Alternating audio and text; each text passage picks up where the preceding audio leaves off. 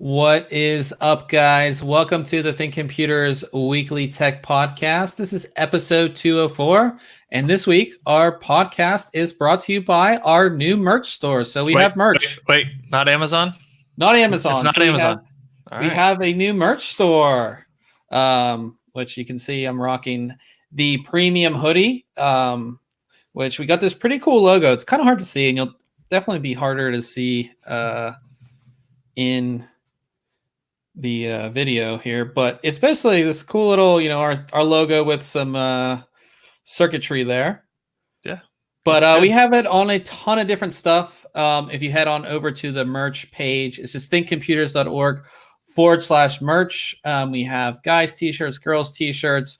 We have some mugs. We have some stickers, all different kinds of stuff. Just to, have some Think Computers gear. So when we're on the podcast or doing videos or just out and about, we can have Think Computers. And I have a t-shirt here as well, so you guys can kind of see what that looks like. This is the Tri-Blend cool. tee. And you said they were pretty soft too. That was see, they have regular hoodies, and so we did this all through Teespring, and they have regular hoodies and premium hoodies. Mm-hmm. And I've heard that the regular hoodies are kind of crappy. So we went with the premium ones, and they actually feel like almost like a Tri-Blend hoodie, if that makes sense. Yeah. So they feel really soft. The Tri-Blend tee is so soft. It just feels awesome. And the printing is actually really good. So like you always worry about getting stuff printed and it coming off, but it comes off or it's like super stiff.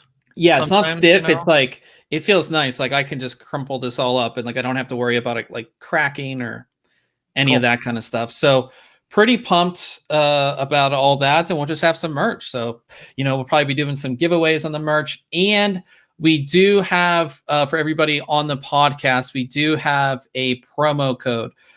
So it's TC19. If you enter that at checkout, you'll get 15% off your order, your entire order. And that goes to the first of the year. So you'll have time to pick out a shirt, a mug, a sweatshirt, whatever you want, and you get 15% off. So again, it's just TC19, and it's thinkcomputers.org/merch. We can put it up there for you guys. So I'm pretty pumped. I like how the design came out too. So first time getting t-shirts made, and be wearing these in our videos. So I'm really, I'm pretty pumped about that. But as always, guys, we have our show notes. So for everybody watching along with us, or if you're listening to the audio later, we have our show notes page, which is listed in the description. It's listed in the description on your podcasting app as well. So you'll be able to follow along with us. But yeah, let's start with our reviews this week. And wait, did I introduce you? I don't think I did. This other good-looking guy on the video here is Ryan. What's up, man? Not a whole lot. I was so pumped about the new merch that I totally forgot that you were even here.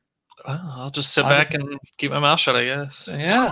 So sorry about that. But yeah, Ryan is here. But let's get into reviews. And we'll talk about this because it is one of our news stories as well.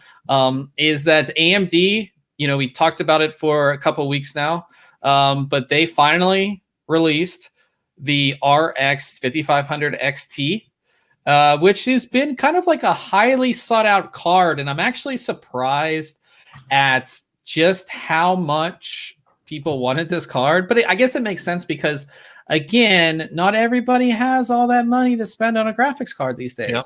Yeah. And this card comes in at $199 for the 8 gig version. So they're doing it just like they did their Polaris series cards. You can get a 4 gig or an 8 gig when it comes to VRAM.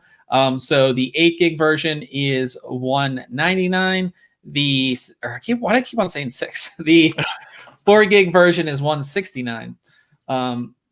But this the 5500 XT has 22 compute units, 1408 stream processors, 88 TMUs, 32 ROPs, and 128 bit wide GDDR6 memory interface, which again will carry either 4 gig or 8 gig depending on what you're getting.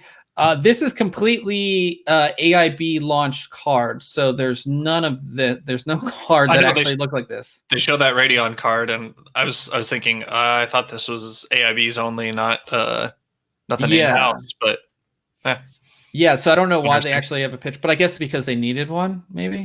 yeah, what are you going to show? I mean, I guess you could show a naked PCB or something, but anyhow. Yeah. It is slower GDDR6. It's 14 gigabit. It's Yeah, not. It's save some costs there, probably. Yeah, TDP of 130 watts. And this is basically made to be the 1080p card. I mean, that's what it is. It's going against NVIDIA's GTX 1650, 1650 Super, and 1660 because there's so many price points on the NVIDIA side. And we took a look at the Sapphire Pulse version, and Pulse is kind of like the just above entry level when it comes to this on the Sapphire side. Like, this isn't a reference card, but it's not their Nitro Plus, which is like their higher end. So this is like just right above that. And we've reviewed a few Pulse cards in the past, and this is kind of like what you would expect. You have a custom cooling solution. You do have a slight overclock, and you just have a better design. But one thing I really liked, and we'll get into performance in a second, but one thing I really liked about this card is that, again, this is the Pulse series. It's not the crazy high-end series, but you do get a full backplate, and it's metal.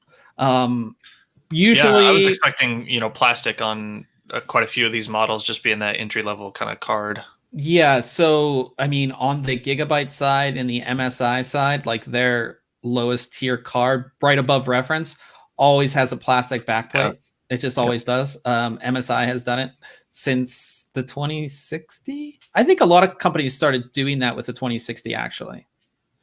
And I wonder about that, right? You've got an aesthetic piece, but how much is it actually trapping heat since it's plastic instead of, if it was metal, at least maybe making some contact and dissipating some heat? It must not be enough to matter, I guess. Otherwise, yeah, I mean, and again, you do see it on the lower end cards, cards that aren't going to be getting that hot per se. Yeah. So old man's asking if we recommend the 8 gig, which I think we'll kind of get to. Yeah, we will get to that in a second. So this card, and I think the front of the card, it's pretty basic, right? You do have a dual fan cooling solution, which is gonna be better. Well, there is no reference. It's not gonna be better than reference because there is no reference. Right. But it's a decent cooling solution. It doesn't run all that loud either. And the only other thing about this card, it does have a BIOS switch. By default, it's on performance, which is what it should be on. And then there's a silent BIOS, which will actually make the fans not run as fast if you want a more silent operation. But of course, that's going to make the card get a little hotter. Yep. Basic layout here, 3 DisplayPort, 1 HDMI. And then when it comes to performance, I mean, this is a rock star at 1080p, and that's what it's designed for. I think when it comes, again, it's a 1080p card. 1440p, you can do it, but you're not at the frame rate you probably want to see. Like maybe esports titles and stuff like that. You know what I mean? Yeah. So I think when it comes to the 4 gig versus the 8 gig, if you wanted to get into 1440p in some titles, the 8 gig is where you're going to want to go. Also, if you wanted to play esports titles at faster frame rates, like you're not just getting over 60, you want to get like 90, or something like that in the higher frame rates, then the 8 gig is where you're going to go. I think if you're really limited when it comes to your display, like a 1080p 60 hertz, I think 4 gig will do you just fine. But I think that going forward, and as we get into newer titles and things like that, the 8 gig will serve you better over the long run. So, sure. Yeah. That's just kind of where you want to. I would get the 8 gig. If it's $200 card, I would get the 8 gig for sure. But talking about price, that's kind of where AMD is its own Achilles heel here, because we didn't have an RX 570 or 580 to test this against. I didn't have one. Okay. But the performance is similar enough where you can get a used RX 580 for $100. Yeah. And this card is $200. So one, if you were doing a budget build, that extra $100 could go further on another product. Right. SSD, better RAM, things like that. That could even change, like having a case with like just the stock fans to getting 3 RGB fans or something like that, or buying an AIO instead of a Hyper 212, which a lot of people do for their budget build. I mean, you could go up a level in a CPU even. Yeah, with $100 difference, like. And the thing is too is like if you do have a Polaris based card like that, there's no reason to upgrade. It's not a card that says, hey, I'm the next new thing. Like I have this crazy big performance. So I think it's a great card. AMD did a lot with their Radeon software, which can take the card even further in certain titles. I didn't have time to test it, but with Radeon Boost, especially in like PUBG, like your frame rates go crazy if you have Radeon Boost turned on and things like that. It's the new architecture. It's more power efficient. Like it's all these things that you want a new card to be. Right. But for the price of what's out there, and if you already have a Polaris card, the performance isn't crazy. And again, it's not like we're comparing a 580 to a 5700 XT. Right. That's where there's a significant difference, right? Yeah. So for a $200 card, I think it's great, but I just think that it's hard to say for somebody who's on Polaris, like, yeah, you should upgrade to this, because I don't think you need to, unless you're like crazy about the environment and you want to save some power, so like I said, it has good performance. And like I said, you can sneak in 1440p if you turn your settings down and things like that. It's not going to do anything in 4K, obviously. But yeah, like I said, I like Sapphire's card. I think it's a good entry point. And it's $209.99, so you're paying $10 for the better cooling solution and stuff like that. And their Trick software is actually quite good for motherboard software. So yeah. So let's move on to our next product, and it's one product that I've actually been really pumped. You've been talking about it all the whole time you've been using it. Yeah, and so we talked about this before about these lightweight mice, and lightweight mice. I was like, that's so stupid. They're my favorite, so I don't know what you were talking about it previously. Yeah, I think you've changed your opinion, maybe. Yeah. And just Vergs in the chat, he said the prices was killing the 5500 XT, and I agree with you, but AMD can't sell this card for cheaper, you know what I mean, and make money. I don't think they can.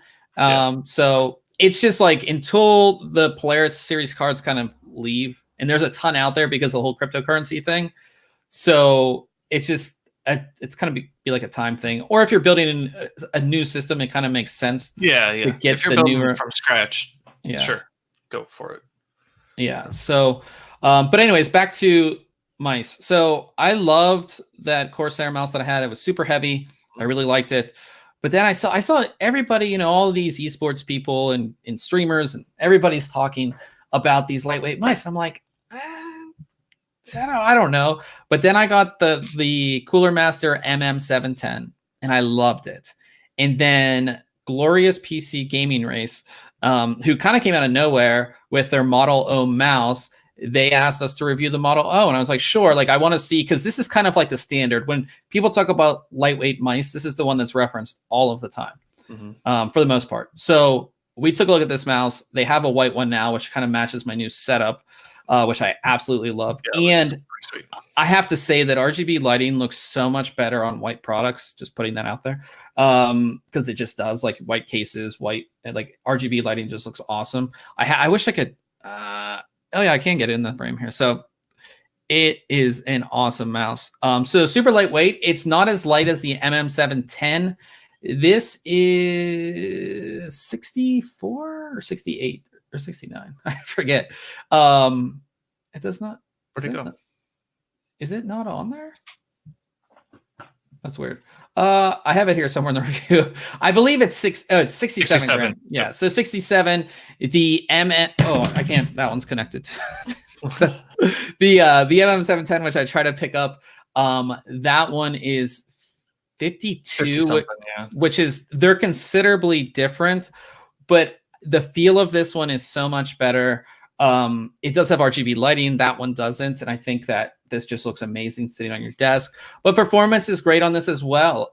It has ARM switches, the PixArt 3360 optical sensor. It is a great mouse. They've done a great job with the cabling as well. I do have to say that the cabling on the Cooler Master mouse was better. They're kind of the same, but the Cooler Master one is just done better in my opinion. Here's the two side by side. This one, the Model O, is a little bit longer, which took a little bit to get used to. But I actually like how it feels on my hand now. So when I move back and forth, it feels better. Like I just feel like I have more support for my hand, if that makes sense. Yeah. But typical, two main button layout with two buttons on the side. Again, you don't want to add too much, more weight to this. You have all the holes in it. I just think it's a solid mouse. I've been using it for about a month now as my main mouse. I haven't replaced it. I don't plan on replacing it. I like it that much. It does have the mouse feet on the bottom. And if you notice, all the corners are rounded. If you've had a mouse in the past that had mouse feet on it and they're not, those will eventually get caught on something. They start snagging on your mouse pad. Yeah, or snag on your mouse pad. So they've thought that out as well. It's just a great mouse. They back it up with software. The software is not the greatest thing, but it works for what you need it for. You know what I mean? This isn't like an MMO mouse or anything like that. But it's pretty easy to use as far as the software goes. You can set up to 6 different DPI settings that you can quick switch. The profiles are saved on the mouse as well. So if you're going to an event or a LAN or your friend's house, you will have all your settings on the mouse, so you don't have to, of course, download software, or you can just set all the settings in the software and then uninstall the software if you really don't want it. Yep. So that's, it's a great mouse. I really like it. I said in the review that the MM710 was a great mouse, but this mouse really sets the standard. Really sets the standard. And it's priced pretty well too, right? Like right around $50. Yeah, it's $49.99. Yeah.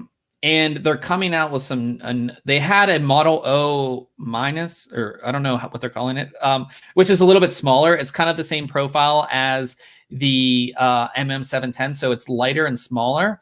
And they're coming out with a new one, which I can't talk about just yet, but they're coming out with another one as well. Cool. So really cool stuff. I was actually surprised because glorious PC gaming race kind of came out of nowhere when it came to, their products and stuff, and their products made sense, but it was like, we have the standard brands, we have the Logitech, we have the Razer, we have the Corsair, like what is this new brand that's coming out? But it's a quality product. I feel it feels really good in my hand. It feels quality. I like it. So I'm pretty impressed. They sent us their keyboard as well, which I'll be taking a look at in the upcoming week. So I'm kind of excited to see how that compares to, all of the other standard gaming keyboards out there as well. So pretty, like I said, pretty excited for that. And we will move on to some other stuff going on this week. We, of course, have Casemod Friday. And that is where we, go over a case mod that's been completed in the community. And this one is called 24K, and it's themed after gold, 24 karat gold, by our buddy Mike, who we always see every year at CES. And this is also part of the Casemod World Series, which is in their 10th year, which just seems crazy. I'm old. It's been going on for a while. Yeah, so this was done in the Cosmos C700M case. He completely took the whole case apart. I love this picture. Yeah, that was really cool. All of his water cooling parts. So many fittings. All of the fittings, all of the hard tubing. All those distro plates as well. Yeah, all the distro plates. And one thing that was really cool about this is that I forget where he lives, in the Netherlands, or he lives overseas, but the actual block on the graphics card is coated in real 24 karat gold. Oh, really? It's hard to see. We do link his build log, and it's in there, the process that it went through to get gold plated and everything like that. But yeah, just so much cool stuff. Like you can't even see, like, this is the back side of the motherboard, the heat shield on the motherboard. He painted gold, you know, all these little things that he does. He makes this custom back thing. Yeah, I thought right that here. thing was awesome. So it allows him to move the motherboard forward more and kind of break out the case a little bit. Yep. He's done that on a few builds actually, and I really like that as well. Hard tubing and everything like that. Just some good stuff from him. And I really like it. And I really don't think these pictures do it justice, but it's just a great build. What it looks like on some of those, that you know, hex pattern is actually cut out of metal, and then on the side panels themselves, it looked like it was kind of a film. But either way, I love how he integrated that pattern into all over the build. Yeah, it just looks great. And he installed the graphics card on the other side. Yeah, and looks like a 3D printed little holder there. Yeah, I believe that is 3D printed. The little holder here, and of course the water cooling and everything like that. It just, like I said, it's just a great build by him. I believe this will be at CES. I could be wrong, but I think it will be. And you can see the fans are even, you know, gold and everything. It's like I said, it's just it lives up to the name of 24K, which is really cool. Oh, does that the one above that, did it show the gold block? Yeah, you can kind of see there. You can, inside there. Yeah, so really cool. Just some good stuff right there. So yeah, definitely check this one out. And as I always say, we do have our full section of Casemod Friday builds. So if you're interested in something, or you want some like motivation or inspiration to do a case mod, or you just want to see what's out there, or maybe you're new to computers and you just want to see like what can people do out there when it comes to computers, then just go ahead and check out our full section of Casemod Friday builds. So let's talk about our video this week. And I did a video on a case I've actually had for a while. It is the Fractal Design Vector RS. And I'll put my... Now, are they changing their name to just Fractal? I thought I'd seen something like that where they were... Anyways. This is the video. I did the review a couple months ago. It's still such a great case. Mm-hmm. It really is. It's a little different from Fractal Design because it's not as boxy as their Define series and things like that. Has the tempered glass inlay here, tempered glass panel on the top. Everything in the case is metal as well, which I love. Like a lot of times you see like hard drive trays being plastic and things like that. Flimsy, yeah. So everything in here is metal. It's a high quality case. I won't bore you with it here. I want you guys to go watch the video. We will have it linked in the show notes. Had a lot of fun shooting this one as well. So definitely go ahead and check that out. And that brings us to news. And the biggest thing, of course, was the 5500 XT launch. Yep. That's kind of the big thing. And then what's interesting about the 5500 XT is it kind of like there's probably going to be a 5600 XT. I'm guessing. I think so. There's the gap between the 5500 and there's a gap. It's just too much for it to not. And it's it's 200, and the 5700 is 490. It's 499. Yeah. Right. I could be wrong. But yeah, so I think we will see a 5600 XT. Just saying. No, you can. Like an XFX 5700 XT is $400 at Best Buy. Yeah, so $200 between models, and of course there is no. I mean, if this was the only card, it wouldn't be called the 5600, right? It wouldn't be called the 5500. So I'm sure we will see that. But moving on from graphics card stuff, we will talk about CPU stuff. And one really interesting thing kind of popped up this week is in a benchmark database, which is the Sci Software benchmark database. Okay. An Intel CPU showed up, 6-core, 12-thread, which is pretty standard. Running at 3 gigahertz, so it'd be like any other 14 nanometer CPU they have, right? Yep. But the one thing that's interesting about it is if you go in, you can see that it has 1.25 megabytes of L2 cache, which is unlike any other processor they've ever come out with, which is weird, right? So the i9 10980XE has 1 megabyte of L2 cache. So what is this processor? A lot of people are saying that it's a new architecture. It has to be because it's different, right? So what is this? We don't know. We don't know if it's 14 nanometer, if it's 10 nanometer. We're not sure, but we know it's a new architecture. So we know cores and clock. Cores and clock, but again, a lot of these database entries when it comes to clock, it's like it's not their final clock. Yeah, you know what I mean.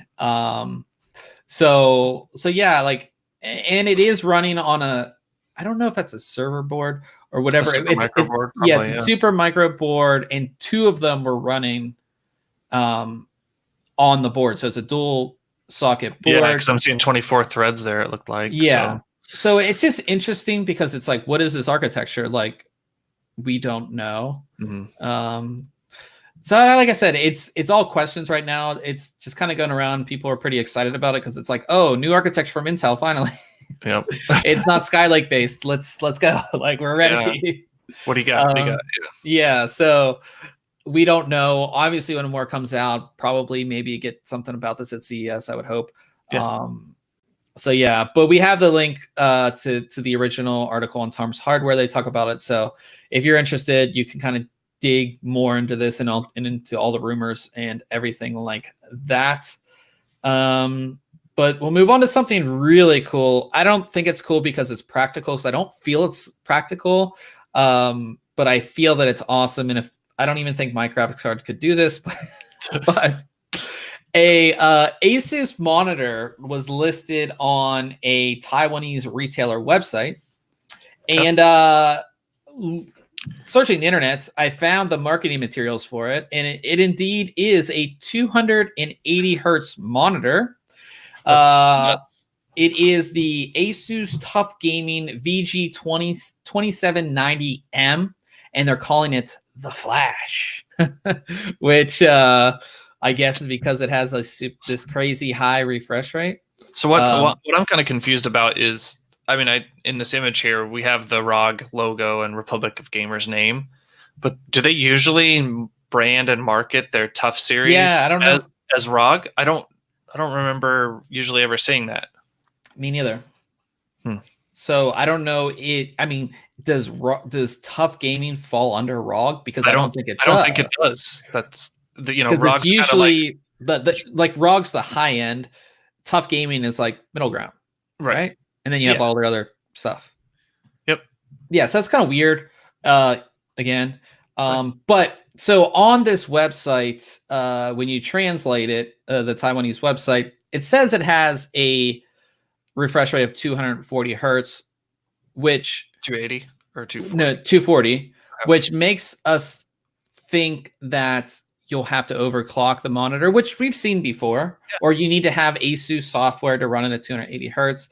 The thing that is weird, well, one, it's a 1080p monitor, which makes sense because you're not going to run any game at 240 hertz or higher with anything higher than any mainstream graphics card out here.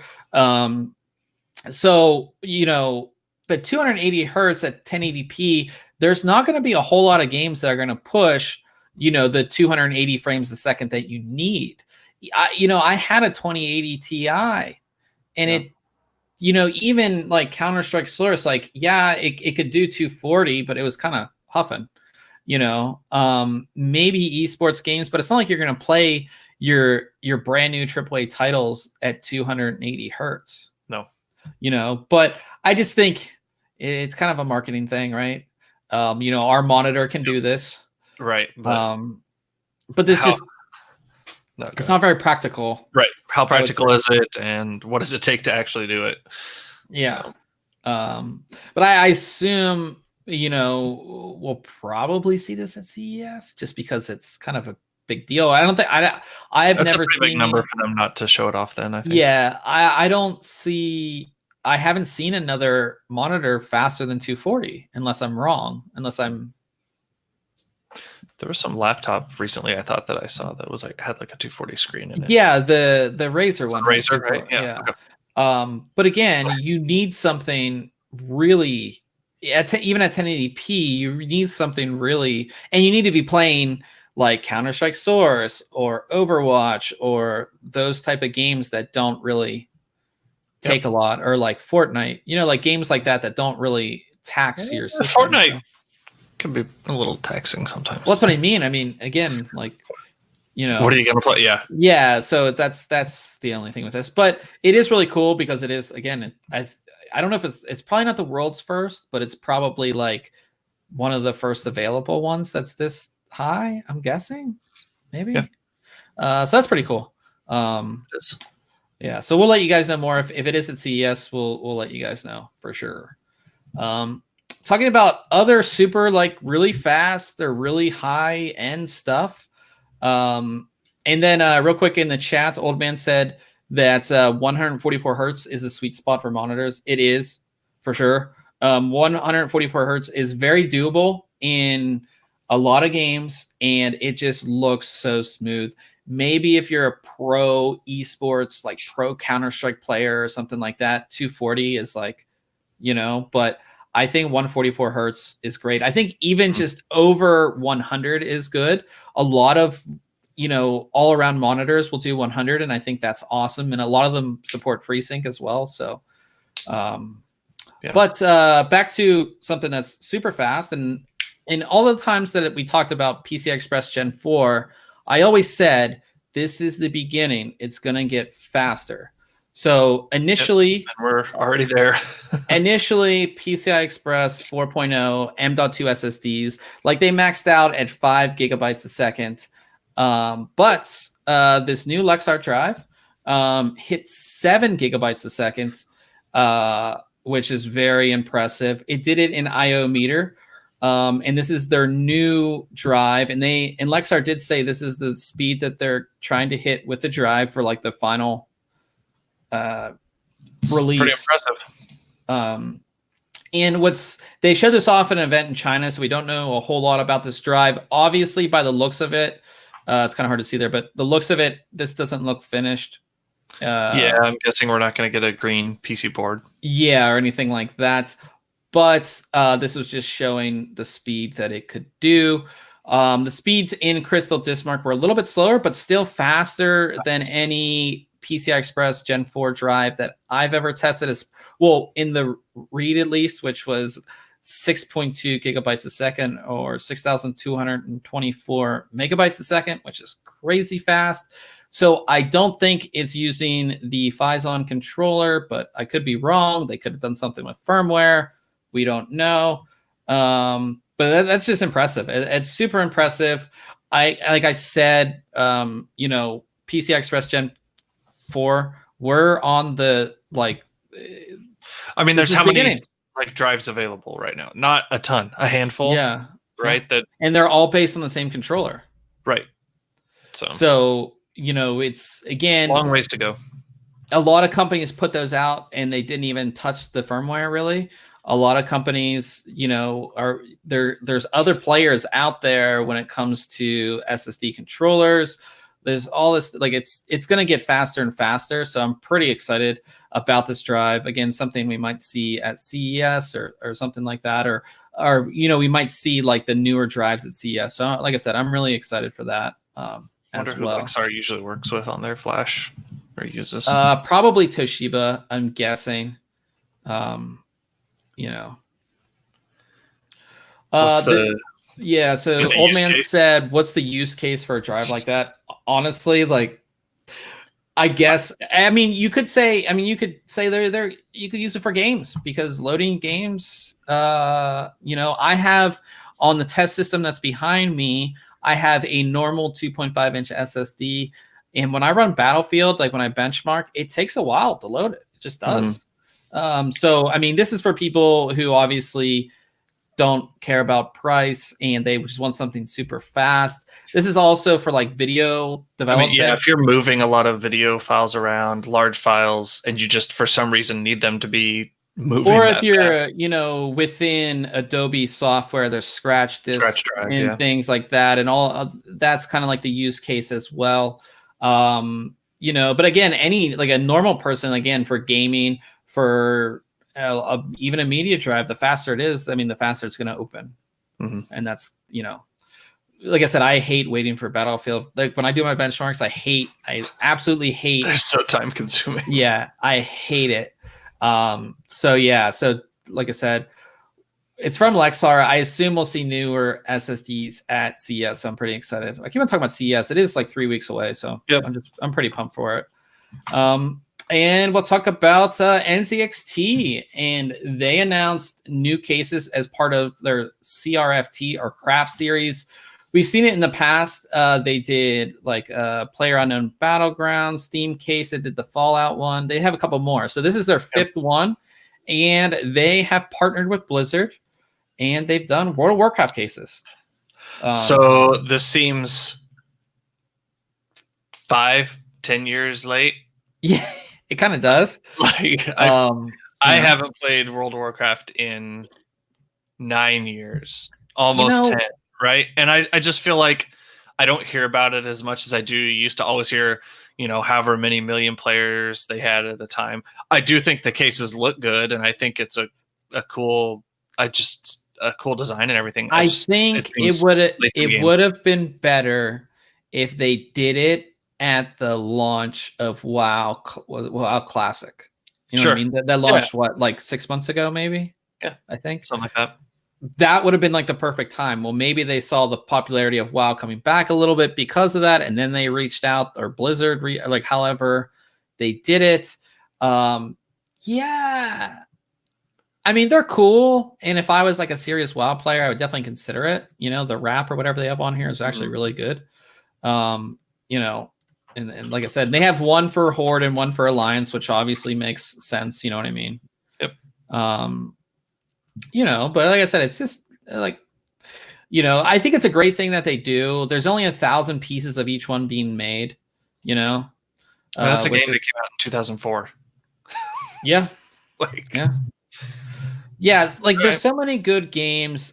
We could say one that we always play is like Apex Legends, but I wouldn't say it's as popular, but like there's, Call of Duty that just came out. Obviously Star Wars with the Star Wars game and movie out, like, you know what I mean? There's Fortnite. They did a ninja one. That was the ninja one. They did do the ninja one, which is, I guess, Fortnite related, but they could have done an actual Fortnite one. And there's a lot of other games that I think could have done this, but I think they look good. They're $199 each. I don't know. I assume that's a premium over the normal H510, which this is based off of. But like I said, and it's kind of hard to tell, but these logos do light up right here. Oh, okay. Which is kind of cool. That's neat. But yeah, like I said, if you're a WoW person, this is really awesome. But again, like, I wouldn't say WoW's coming to an end. I don't think it will, but it's not. It just seemed a little late to the party. Yeah, it's just a little late to the party and everything like that. Yeah, and Old Man, he said that he saw WoW keyboards and mice, and yeah, I remember seeing all that stuff, years ago. I reviewed a WoW keyboard like really a long time ago. It was I forget who made it, but you could swap out the key designs. Like it came out in like this 3-piece. Oh wow! Yeah, it was kind of for all the macros and all your spells and stuff. Yeah, interesting. I'll have to find that now. But yeah, so those are out. We have the link if you want to pick one up. Again, there's only 1,000 of each one. That'd be cool for like a collector's item. Like I would like put it up on my wall or something, right? But yeah, so check that out. And we'll talk about really this is no surprise to me, this story. So in Outlook or Windows 10 Mail, which I don't use, there's a little ad that says, get Gmail on your phone, which you would think if I click this, I'll download the Gmail app on my phone. Right. But when you click it, it goes to down Outlook on your phone, which is borderline, I don't know the word, a little shady from Microsoft. But again, I'm not surprised by this at all. But it is kind of annoying. I just say it's false advertising. I know that technically in Outlook you can add your Gmail account. You can do that, but I just don't like that this is an ad that says Gmail that's not Gmail. If that makes sense. Well, I mean, it's not the Gmail interface, but it is your Gmail account. Yeah, I think it's kind of shady. I could see, especially like the EU getting pretty upset about something like that. They're pretty picky. But it is kind of funny because it's just like oh, Microsoft back at it again. Like they've been doing pretty good so far too, or lately it feels lately they've been doing pretty good. But it's like Microsoft, and you just give us like get a couple years and back at it, which is kind of funny. But yeah, it's really funny. So if you from what we know, because again, I don't use Microsoft Outlook, I don't use Windows 10 Mail, I don't use any of that. But apparently in Microsoft Outlook, as well as the calendar app, this little text ad shows. I guess I should put it up. The text ad right here shows, and there's no way to get rid of it or anything like that. It's just there. And I guess some people are kind of upset because they're like, I don't want Outlook on my phone. I want Gmail, right? But, yeah, I mean, I use Outlook, and I just went here to add an account on my phone, and it like allows me to add a personal, and it's showing my Google account or the availability for it. So yeah, so it's like, again, technically you can do it, but it's just the way it's presented is kind of just a little weird. That's all. But we'll move on to Corsair, and Corsair is trying to dominate the world of gaming. Feels like it. Yeah, so they took over Scuff. Well, yeah, but before that, Elgato, and who did they take over? Origin. In Origin. So their first thing was Elgato, right? Which is all of your streaming accessories and Stream things. Deck lights. Yeah, Stream Decks and things like that. The green screens and all that stuff. And then they took over Origin PC, which makes sense because they can integrate all their products into those builds. And it just gives them Nzxt has their BLD service. We've seen other ones. I think you can buy full PCs through Thermaltake now. Gigabyte basically makes everything. So all these companies are doubling down on all this. And then now they just bought this company, which I've never heard of. You never heard of Scuff? No, because I'm not a console person at all. And I haven't been in a very long time. The last console I had was Xbox 360.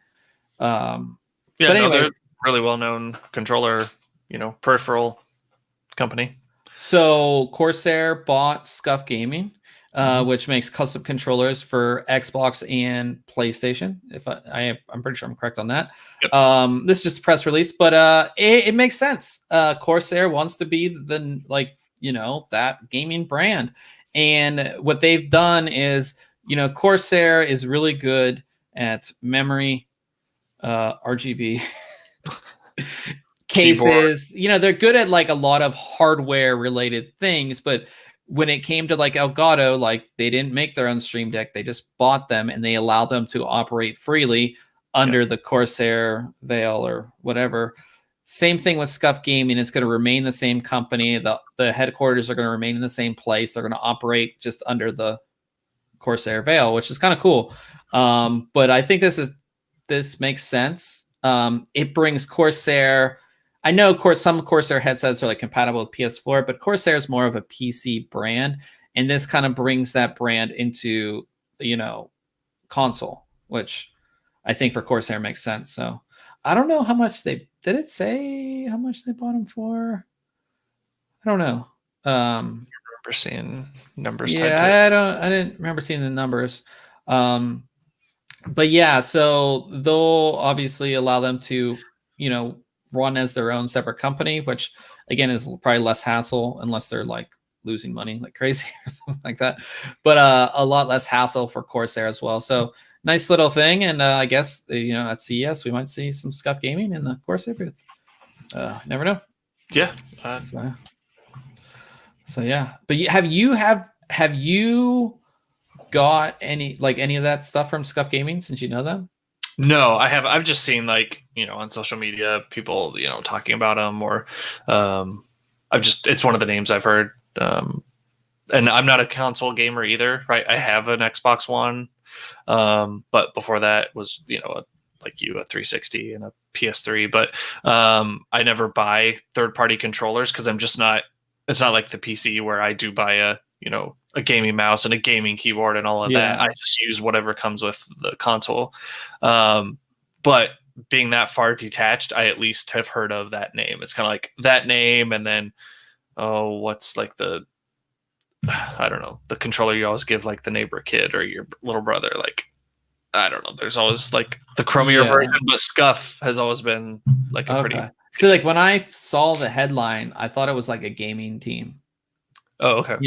Because like I didn't know or something. Yeah, so like I didn't know, and then I was like, oh, okay, this makes sense. You know what I mean? So yeah. And our last little piece of news. This has been a pretty quick pod. It seems like this podcast has gone very quickly. Yep. Our last little piece of news has to do with Half-Life Alyx, and some disappointing news to some people, but because it's a VR game, this kind of makes sense.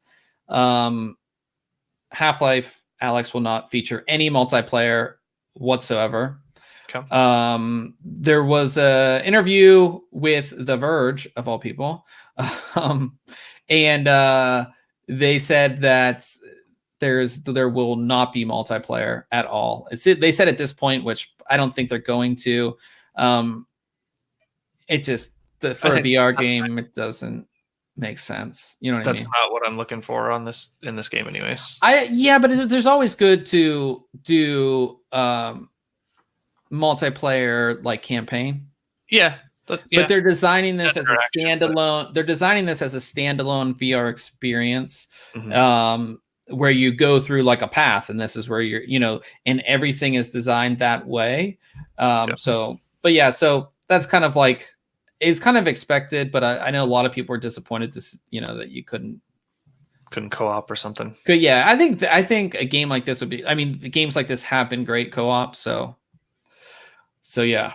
But that is it for news. Not a whole lot going on. We are 3 weeks out from CES, which is, means I got to get a lot of work done before that.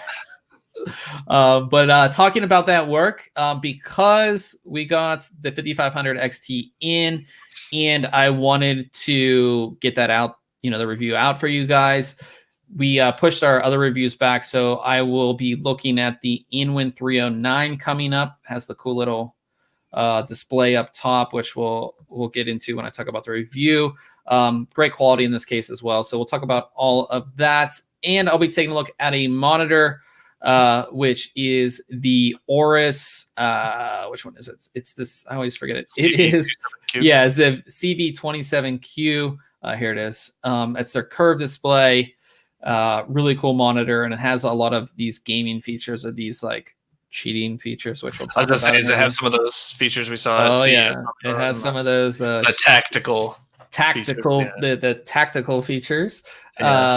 Which we'll go over in the review as well. So definitely stay tuned for that. And then you'll be looking at an AIO. Yep. And you'll be looking at the Silverstone PF240 ARGB. Yep. Good to see that this actually comes with an RGB controller. So you don't need a motherboard. You don't need a motherboard that has... it's a real basic controller, right? It's got a mode button. And but the thing that a lot of people forget is I've received products that are ARGB that do not come with a controller. Right. And if you're putting it on an older system that doesn't have a header and a motherboard, well, I guess it just won't even turn on. Like there's no point to get it. So it is nice that it does come with a controller. That's all I want, to say about that. Which Sure. But it looks like it works with everything, including Razer Chroma RGB, which I don't know. I guess that would work through your RGB header still, right? I guess, yeah. And then you just install the software and it recognizes it. I don't know how that works. That's weird. But anyways, this is their 240 millimeter version. Ryan will have that for you guys next week as well. And it is getting to that time, the end of the podcast, where we talk about we did anything cool this week or anything like that. You had a lot of fun. What was it, last Saturday? Yep. The Star Wars and Fortnite kind of mashup event. Fortnite's known for putting on kind of in-game events, either tied to other pop culture things. This case being the release of Star Wars' latest, final kind of entry. So there's video of me kind of hanging out. Obviously, we got the Millennium Falcon there that kind of flew in with some TIE fighters chasing it around. It landed there. We had kind of a presenter talking. J.J. Abrams kind of came out in. And the thing I want to point out is that this was like J.J. Abrams talking was live. It was a live event, and exactly. if you didn't get in, you couldn't see it. It wasn't like something that could be replayed or anything like that. Correct? Right. Yeah, I didn't know that when we were watching, because I was watching you while you. Oh, really? You didn't? Okay. I didn't. You eventually had told me because we were talking on Discord, but. Right.